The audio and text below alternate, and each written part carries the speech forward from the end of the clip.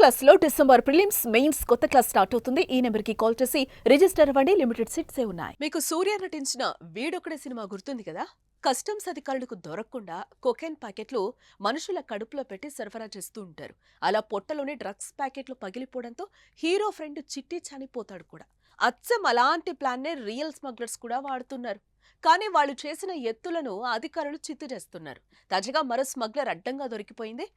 ఆమె కడుపులో కోట్ల రూపాయల డ్రగ్స్ గుర్తించారు అధికారులు. దేశంలో పెద్ద ఎత్తున యువత డ్రగ్స్ బారిన పడుతున్నారు. దీంతో డ్రగ్స్ కు బాగా డిమాండ్ పెరిగింది. ఇదే అవకాశాన్ని వ్యాపారంగా మలుచుకుని సొమ్ము చేసుకుంటున్నారు డ్రగ్ ఫెడ్లర్స్.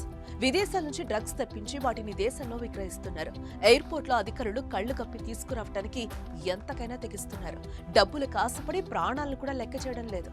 శరీరంలో దాచి డ్రగ్స్ తీసుకొస్తున్నారు. గతంలో ఓ డ్రగ్ పెడ్లర్ మలద్వారంలో డ్రగ్స్ తీసుకురాగా తాజాగా ఓ కెన్యాకు చెందిన ఓ మహిళ కడుపులో డ్రగ్స్ క్యాప్సిల్స్ దాచిపెట్టింది. బుధవారం తెల్లవారుజామున చెన్నై విమానాశ్రయంలో రెగ్యులర్ చెకింగ్స్ లో భాగంగా తనిఖీలు నిర్వహిస్తూ ఉండగా మహిళ ప్రవర్తనపై అధికారులకు అనుమానం కలిగింది.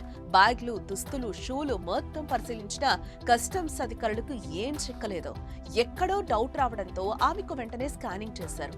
దీంతో ఆమె పొట్టలో ఏవో వస్తువులు దాచిపెట్టినట్లు గమనించిన అధికారులు డాక్టర్లతో ఆపరేషన్ నిర్వహించి వాటిని బయటకు తీసి చూసిన అధికారులు ఒక్కసారిగా షాక్ గురయ్యారు. మహిళ కడుపులో దాదాపుగా 76 డ్రగ్స్ క్యాప్సూల్స్ ఉండగా వాటి విలువ దాదాపు 14.5 కోట్ల విలువ ఉంటుందని అధికారులు గుర్తించారు. కాగా డ్రగ్స్ స్మగ్లింగ్ చేసినందుకు గాను సదరు కెన్యా మహిళపై ఎన్డీపీఎస్ యాక్ట్ కింద కేసు నమోదు చేశారు. ఇలా పొట్టలో దాచి డ్రగ్స్ ను సరఫరా చేయడం కొత్త కాదు. ఇప్పటికే ఎంతో మంది ఇలా చేసి అడ్డంగా దొరికారు.